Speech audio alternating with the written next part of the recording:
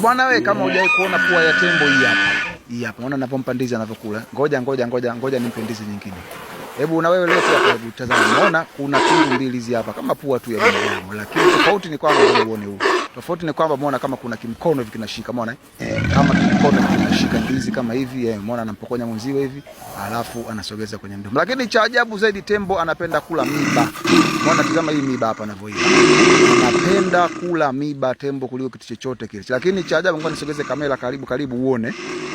Hapo kuna unaona ulimi huu hapa. Huu hapa ana ulimi laini, nyama yake ya ndani ni laini, lakini ni kiumbe ambacho hajichomi. Mungu hapa kuna maajabu kidogo ameyaandaa kwa tembo.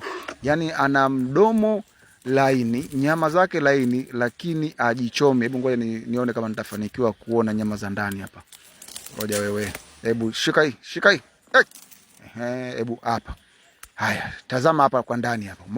Umeona kulivyo laini hivi. Umeona kulivyo laini, lakini hajichomi na anayotafuna ni miti ya miba. Anapenda sana kula miti ya miba. Bwana, kwa video hizi na nyingine basi usisahau kunifollow, lakini kufuata video nyingine.